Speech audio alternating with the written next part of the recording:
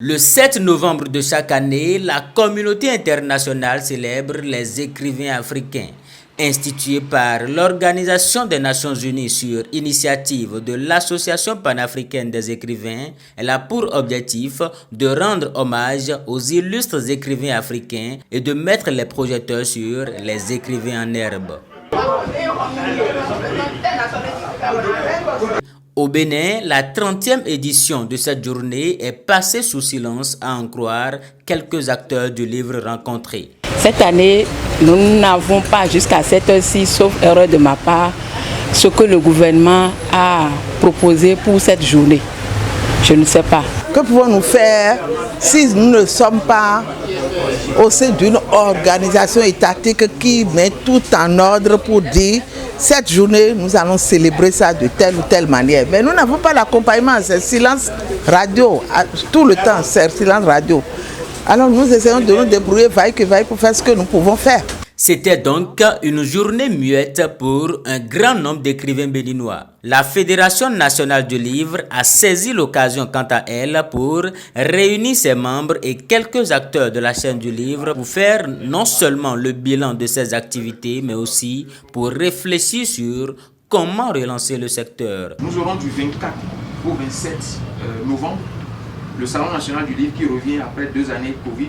Ce qui fait un écrivain, c'est le livre. Et à la question de savoir comment se porte le secteur du livre, ils sont nombreux à reconnaître que tout va bien, même si des efforts sont toujours attendus des autorités de tutelle.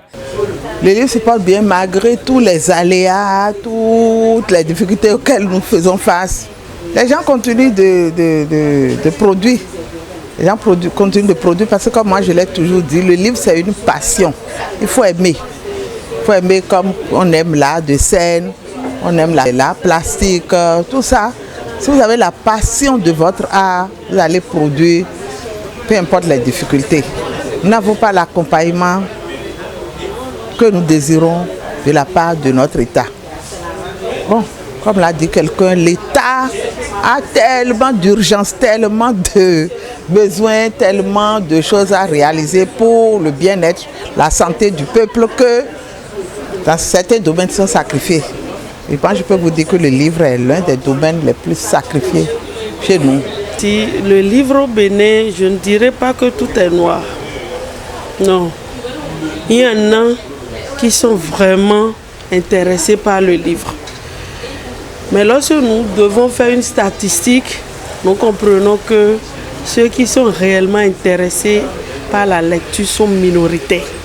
On ne va pas chaque fois dire que ça se porte mal, puisque des actions sont faites au jour le jour. Il ne reste qu'à demander un tout petit peu que le gouvernement pousse pour bien coordonner les choses, afin que toutes les activités qui sont faites de part et d'autre soient regroupées et hiérarchisées. C'est tout, sinon le secteur se porte à merveille. La littérature évolue au Bénin.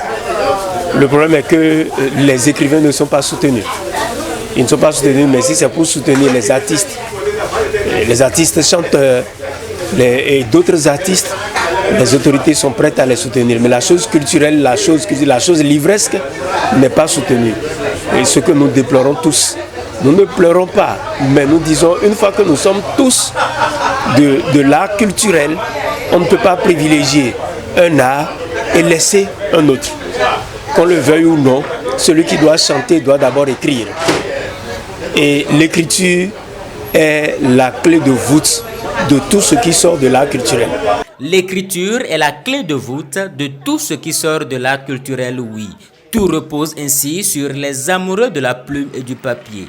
Dans toute l'Afrique en général et au Bénin en particulier, des écrivains en herbe émergent et s'imposent à petits pas dans l'arène des auteurs. Au Gabon, comme un peu partout en Afrique d'ailleurs, de plus en plus de jeunes se lancent dans le métier de l'écriture. C'est devenu au-delà d'un passe-temps un métier à part entière pour nous autres. Et c'est vrai qu'il existe de plus en plus de programmes de mentorat, de résidences d'écriture et d'ateliers de formation. Mais le manque de structure adaptée dans l'accompagnement de ces jeunes-là qui veulent devenir auteurs à part entière fait en sorte qu'on a encore un peu de mal à sortir de l'ombre. Et nous constatons qu'aujourd'hui, il y a des écrivains en herbe des jeunes qui ont une belle plume, qui ont de belles plumes et qui n'attendent qu'à être soutenus, qu'à être guidés, qui puissent sortir des livres. Mais bon, il y a aussi une floraison de maisons d'édition privées qui les accompagnent, vaille que vaille. Et nous espérons que peut-être dans les semaines qui vont venir, bien les jours qui vont venir, le gouvernement va faire quelque chose dans le cadre de cette journée. Il est perceptible qu'au Bénin, comme ailleurs, des choses restent à corriger afin de permettre aux auteurs de vivre pleinement de leur passion et de porter plus haut l'étendard du livre et par ricochet de l'écrivain africain. Ce serait bien pour nous qu'il y ait des maisons réservées aux auteurs qui veulent aller en résidence et d'autres structures qui pourraient nous accompagner du début jusqu'à la fin de nos différentes œuvres encore en projet. Il faut commencer d'abord par faire parler des écrivains béninois. Parce que aujourd'hui, si vous faites bien le décompte, vous allez à la Bibliothèque nationale, vous allez constater qu'il y a plus de numéros ISBN qui sont achetés, il y a plus de dépôts légaux qui sont achetés pour des livres d'auteurs béninois. Faire accompagner ces écrivains du secteur de la presse. Ils doivent découvrir des rubriques pour accueillir les écrivains, des rubriques à des heures où beaucoup de gens peuvent suivre ces écrivains en direct. Tout en souhaitant une très bonne fête à tous les écrivains africains, il profite de l'occasion pour lancer un appel aux responsables à divers niveaux du secteur du livre. Il faudrait que le gouvernement décrète quelque chose, initie une activité pour que nous tous nous soyons autour, pour bien valoriser l'écrivain béninois. Pour cette journée spéciale, mon plus grand souhait serait qu'il y ait la création d'un fonds pour les jeunes auteurs et aussi, pourquoi pas, de plus en plus de structures internationales qui se lancent dans l'accompagnement et la prise en charge des jeunes qui veulent écrire, qui veulent faire entendre leur voix, qui veulent dénoncer, sensibiliser ou juste partager une histoire avec leur communauté. On a tellement lancé d'appels qu'on ne sait plus s'il faut continuer de lancer d'appels. Nos pommes sont ouvertes pour recevoir.